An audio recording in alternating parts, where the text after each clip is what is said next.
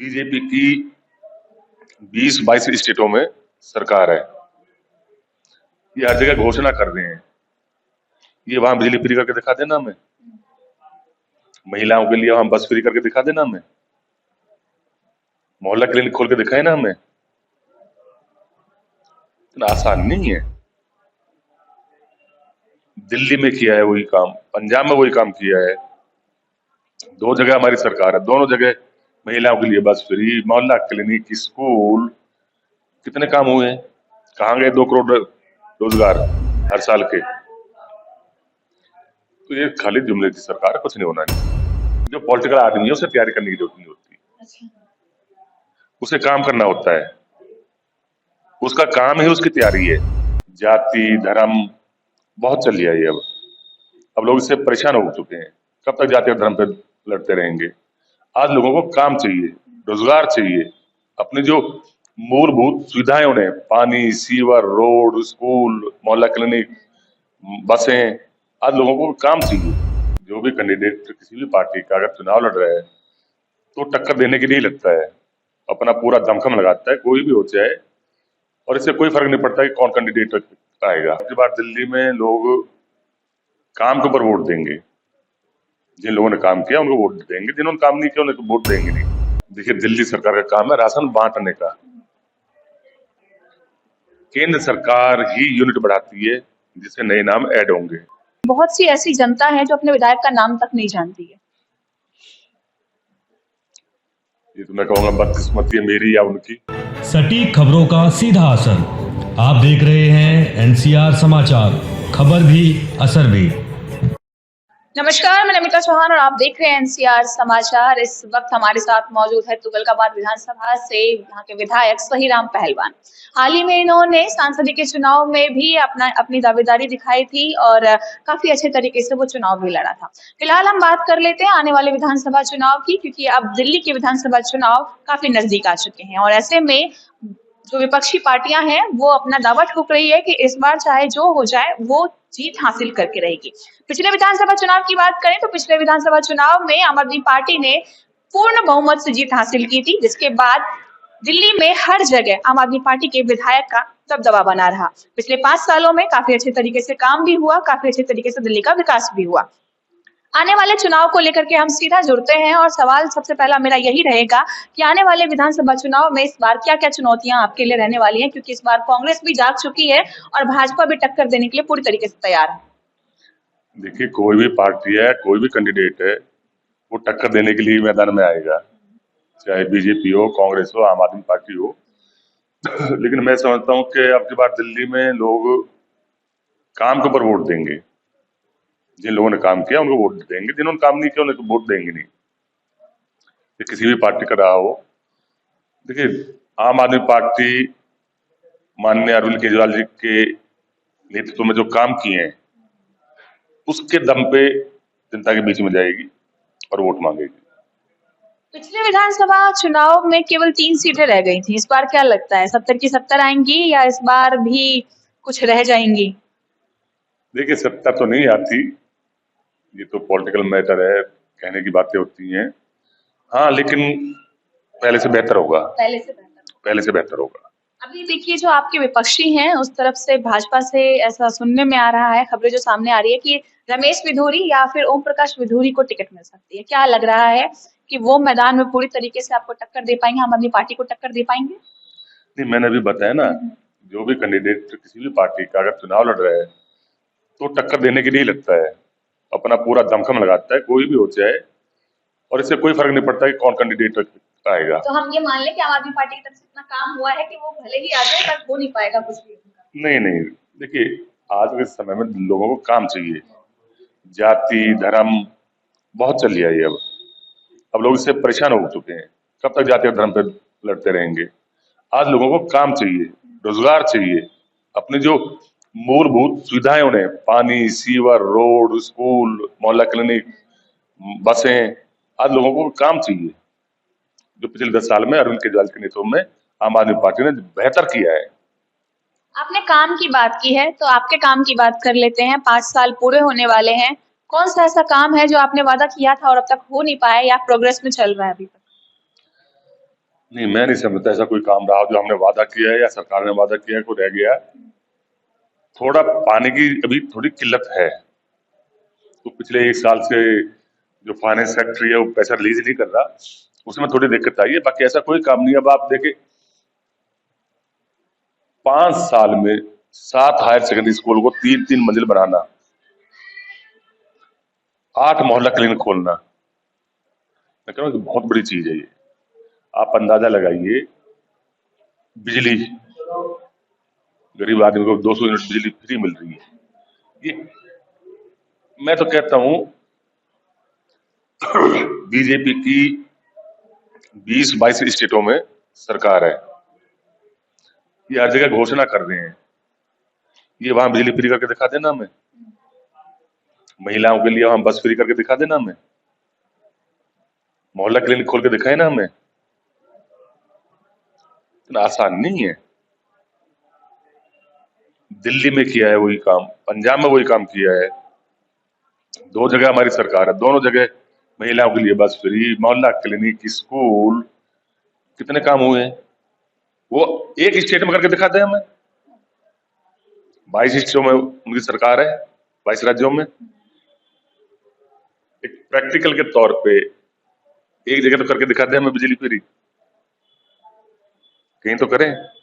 किसी भी राज्य में महिलाओं के लिए बस फ्री करके दिखाते हैं, किसी भी राज्य में मोहल्ला क्लिनिक खोल के दिखाते हैं। आज मेरे यहाँ 8 मोहल्ला क्लिनिक है, और 8 मोहल्ला क्लिनिक में कम से कम एक विधानसभा में 1500 आदमी पर डे फ्री इलाज करा रहा है। वो करा के दिखाए ना अपने यहाँ। बीजेपी जुमले वालों की सरकार रही है, खाली जुमले हैं, उनके पास फीस देंगे, भाषण है, राशन नहीं है। चलिए, राशन की बात की आपने, तो एक सवाल राशन से जुड़ा हुआ है। राशन कार्ड पर पिछले 40-45 सालों से कोई नया नाम ऐड नहीं हो रहा है और नए राशन कार्ड बनने शुरू हो गए हैं, इसका क्या समाधान है? देखिए, दिल्ली सरकार का काम है राशन बांटने का। केंद्र सरकार ही यूनिट बढ़ाती है जिससे नए नाम ऐड होंगे। नाम तो ऐड हुए हैं, नाम ऐड होने के बाद उन्हें राशन नहीं मिल रहा। केंद्र सरकार यूनिट बढ़ाएगी तो उन्हें राशन मिलेगा। नए राशन कार्ड में जब केंद्र सरकार राशन का कोटा बढ़ाएगी तब नए राशन कार्ड बनेंगे, क्यों नहीं बढ़ाते? 4 किलो गेहूं 2 किलो चावल दे के लोगों को गुमराह किए हुए हैं कि फ्री राशन फ्री राशन। रोजगार की बात करो ना, जब लोगों को रोजगार मिल जाएगा तो फ्री राशन लेना लोग अपना आप ही बंद कर देंगे। कहाँ गए 2 करोड़ रोजगार हर साल के? तो ये खाली जुमले की सरकार है, कुछ नहीं होना इनसे। चलिए, आपके विधानसभा क्षेत्र की बात करते हैं। आपके विधानसभा क्षेत्र में जो आपके पार्षद थे सुगंधा बिधूरी, पहले वो आम आदमी पार्टी से चुनाव लड़ी, जीती भी, और उसके बाद वो भाजपा में शामिल हो गई। तो उनके भाजपा में शामिल होने से आपके काम में कितना फर्क पड़ा है और आने वाले चुनाव में आपके वोट बैंक पर कितना फर्क पड़ सकता है? देखिए, मैंने अभी कहा है कि लोग काम के ऊपर वोट देंगे, और रहा उनका भाजपा में जाने का सवाल, तो अपने अपनी मन की इच्छा है, तो कहाँ उनको क्या फायदा लगता है, क्या उनकी विचारधारा है। लेकिन मैं समझता हूँ कि उनके जाने से या रहने से कोई फर्क नहीं पड़ता। कोई फर्क नहीं, जो काम करेगा वोट, पब्लिक वोट उसे देगी, जनता उसके साथ खड़ी है। अच्छा, ठीक है। आपका ही एक विधानसभा क्षेत्र में जो गांव आता है तुगलकाबाद गांव, मैंने वहां पर पूरा 1 महीना सर्वे किया है, एनसीआर समाचार की तरफ से लगातार सर्वे हुआ है, और सर्वे में ये निकल कर के आया है कि बहुत सी ऐसी जनता है जो अपने विधायक का नाम तक नहीं जानती है। ये तो मैं कहूँगा बदकिस्मती है मेरी या उनकी, क्योंकि अभी आप टाइम देखो 12 बजने वाले हैं। मैं अभी पूरे क्षेत्र का स्कूटी से राउंड लेके आया हूँ और आपके सामने ऑफिस में बैठा हुआ हूँ। अब तक अभी नहाने जाऊंगा जब। देखिए, तुगलकाबाद गांव की जहां तक बात है, वहां एक तो अनऑथराइज्ड कॉलोनी बहुत बड़ी तादाद में है। दूसरा, किराएदारी। अब जो किराएदार है उसको क्षेत्र के काउंसलर से, एमएलए से, एमपी से क्या लेना? वो तो रेंट पे रह रहा है, आज यहाँ है कल कहीं और होगा। सारे रेंटर नहीं है। बाकी मैं नहीं समझ तक वहां का आदमी मुझे ना जानता हूँ, क्योंकि मेरा खाली एक पॉलिटिकल कैरियर नहीं है, मेरा स्पोर्ट्स भी रहा है, बच्चा बच्चा मेरा मुरीद रहा है वहां का, रेसलर रहा हूँ, कबड्डी खेली है मैंने। तो उसके बाद गांव में तो कोई कह ही नहीं सकता कि मैं सही राम पहलवान को नहीं जानता। एक एक गली बनाई है वहां की मैंने, चाहे गांव हो, अनऑथराइज कॉलोनी हो, तो कैसे कह देगा। अच्छा, ये इंदिरा कल्याण विहार आपके दफ्तर से काफी पास ही है, यहाँ का विकास कब होगा? क्योंकि जब मैंने 2022 में सर्वे किया था तो जो कंडीशन था वही 2023 में भी था, अब 2024 में भी मुझे वही कंडीशन नजर आ रही है। वहां पर मुझे कुछ भी डेवलपमेंट नजर नहीं आया है, वहां कब डेवलपमेंट होगा? देखिए मुझे नहीं पता आपने कब सर्वे किया है, लेकिन अगर आपने सर्वे किया है तो वहां 4 शौचालय है, कब बने हैं वो, किसके पीरियड में बने हैं? कहीं आपने डबल स्टोरी शौचालय देखे हैं? नहीं देखे होंगे। दिल्ली में इंदिरा कल्याण विहार में डबल स्टोरी 100 सीटर शौचालय, 4 शौचालय इंदिरा कल्याण विहार में बना के दिए हैं। अभी अगले महीने वहां बस्ती विकास केंद्र का उद्घाटन करने में जा रहा हूँ। आधे इंदिरा कल्याण विहार में पिछली योजना में 5 साल पहले मैंने आरएमसी डलवाई थी, अब फिर डलवा दी है। दूसरे में इसी महीने उद्घाटन करने जा रहा हूँ आरएमसी कार्यालयों का। तो वहां 2 ही काम, और काम ही क्या है? पानी की भरपूर पानी है। पानी है लेकिन पाइपलाइन जो है वो इंदिरा कल्याण विहार से बाहर है, वो अंदर नहीं है, और उसकी भी व्यवस्था कुछ ठीक नहीं, क्योंकि एक ही जगह पे कई सारी पाइपलाइन है, आधी टूटी हुई है, किसी में पानी आता है किसी में नहीं आता, और आता है तो वेस्ट हो रहा है। तो उसका कोई उपाय वो आपको ही शायद करवाना पड़ेगा। और जब हम अंदर घुसते हैं तो घुसने के बाद जहाँ से लोगों के घर शुरू होते हैं वहां पे काफी बड़ा नाला है, जिसमें अगर कोई बच्चा गिर गया तो शायद ही वो बच पाएगा, अगर छोटा बच्चा कोई गिर जाता है। उस नाले पे कोई ढक्कन नहीं है, कुछ भी नहीं है, उसकी वजह से काफी गंदगी हो रही है, बीमारियां फैल सकती है, क्योंकि आपको भी पता होगा कि नालियों की वजह से ही मच्छर, डेंगू, ये सारी चीजें हो रही हैं। उसका क्या होगा और कब तक हो जाएगा? क्योंकि वो मैंने 3 साल से कंटिन्यू ऐसे ही देख रही हूँ मैं तो। कौन से नाले की बात कर रहे हो आप? बड़े नाले की? हाँ, जब आप इंदिरा कल्याण विहार में घुसते हैं जहाँ से लोगों के घर शुरू हो रहे हैं, एक नाला है जिस पर लोगों के जाने आने के लिए तो रखा हुआ है पटिया, लेकिन उसके अलावा वो कहीं पर भी कोई ढक्कन नहीं है, कुछ नहीं है। नहीं, अगर आप उस नाले को ही कवर कर दोगे तो उसकी सफाई कैसे होगी? नहीं, सफाई के टाइम पर हट सकता है। नहीं, ऐसा नहीं है। इतने लोग नहीं है सफाई कर्मचारी कि उस स्लैब को हटा सकें, तो इसलिए वो पॉसिबल नहीं है। अगर सब नालों को कवर कर दोगे फिर सफाई कैसे करोगे आप? सफाई व्यवस्था चरमरा जाएगी बिल्कुल, क्योंकि वहां पहले का एरिया बहुत घना एरिया है, वहां सफाई कर्मचारी व्हील बैरो नहीं चला पाते, तो उसको कवर करके फिर कैसे सफाई करोगे आप? बहुत बड़ी दिक्कत हो जाएगी। इस बार सुनने में ये आ रहा है कि कई ऐसे विधायक हैं जिनके टिकट पर खतरा है, उनकी जगह पर किसी और को टिकट दिया जाएगा। तो उसके बारे में आपका क्या कहना है? क्या लग रहा है, कौन-कौन से ऐसे क्षेत्र है जहां से विधायकों का बदलाव हो सकता है? नहीं, उसके लिए पार्टी सर्वे करा रही है, जो जीतेंगे उनको टिकट मिलेगा, जिन्होंने काम किया उनको टिकट मिलेगा। ये संगठन की और पार्टी की बात है। अभी मैं कैसे कह सकता हूँ, क्योंकि मैं तो अपने एरिया की बात करूंगा, दूसरे एरिया की मुझे कैसे मैं कह दूंगा किसका टिकट कट रहा है किसका नहीं कट रहा है? ये संगठन की बात है, पार्टी की बात है, जो पार्टी को ठीक लगेगा उसको टिकट देंगे। ठीक है। अभी परसों की बात है, 2 दिन पहले हरकेश नगर की संजय कॉलोनी में कुछ अनऑथराइज्ड जो झुग्गियां थी और सड़कों के किनारे जो दुकानें थी, उन सबको हटाया गया है। कल मैं वहां गई थी, मैंने वहां पे सर्वे किया, लोगों से बातचीत की है। लोगों का ये कहना है कि हमारे विधायक ने, हमारे पार्षद ने कभी हमें आकर के ये नहीं कहा कि ये इलीगल है, आप लोग कहीं और रहने लग जाओ, कभी ये चीज नहीं बोली। और आज आए, हमें समय तक नहीं दिया और हमारे सामान हटा दिए गए, तोड़फोड़ कर दी गई, हमारा काफी नुकसान हो गया।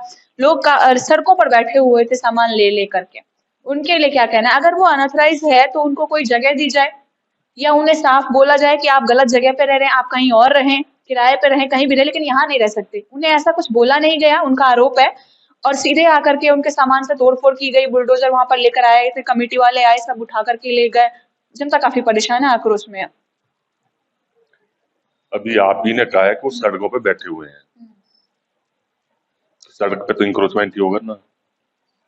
आज रोड है, ये सड़क है, ये ट्रैफिक के लिए, लोगों की सुविधा के लिए बनाई है ना कि इंक्रोचमेंट के लिए। इतना चलता फिरता रोड है नहीं वो, और अगर वो रोड पर बैठे हुए हैं, वो जगह सही नहीं है, तो मैंने ये भी कहा आपसे कि उन्हें कोई जगह दी जा सकती है जहां वो जाकर के रहें, या उन्हें बताया जा सकता है कि आप गलत जगह रह रहे हैं, आप जाकर किराए पे रहें, यहाँ मत रहें। उनसे ऐसा कुछ कहा नहीं जा रहा, वो सीधा आरोप लगा रहे हैं।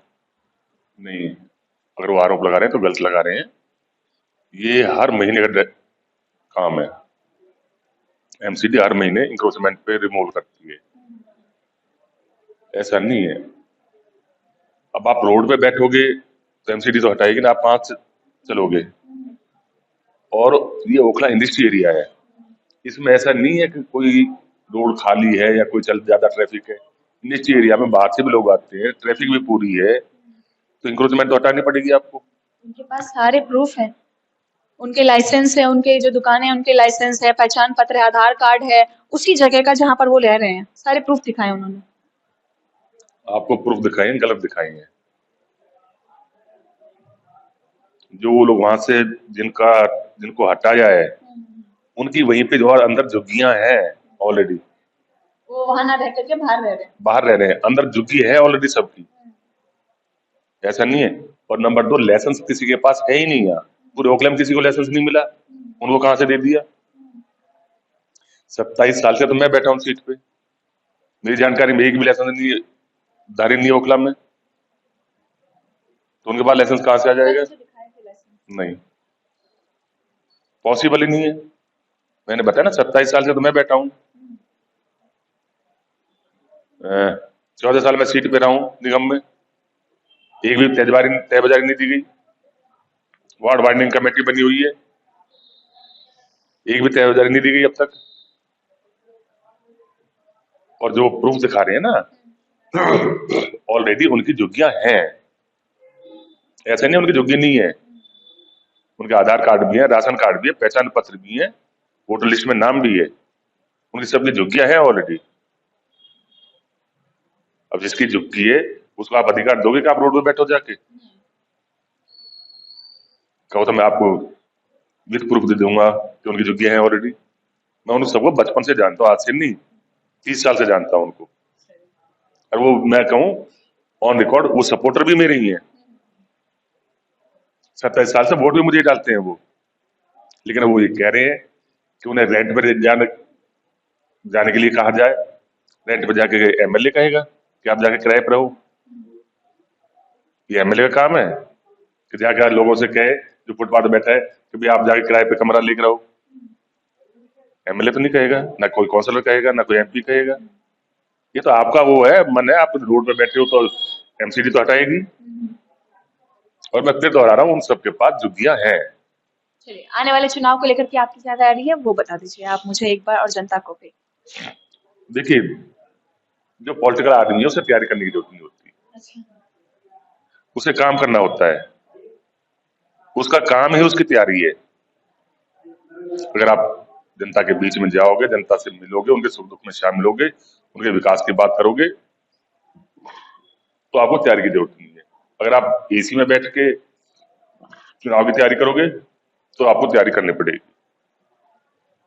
चलिए, देखिए अभी आपने सुना तुगलकाबाद विधानसभा के विधायक श्रीराम पहलवान को, और उनका ये कहना है कि चुनाव के लिए तैयारी नेताओं का काम होता है, एसी में बैठ करके प्लानिंग नहीं, और जो काम करता है उसे किसी भी अलग तरीके की तैयारी की जरूरत नहीं पड़ती है। और जो भी डेवलपमेंट के काम रह गए हैं वो डेवलपमेंट के काम भी बहुत जल्द पूरे हो जाएंगे। खैर, देखते हैं कि चुनाव से पहले कितना काम होता है, और जो भी चीजें होंगी हम आपको लगातार अपडेट देते रहेंगे। तो तक बने रहे हमारे चैनल एनसीआर समाचार पर।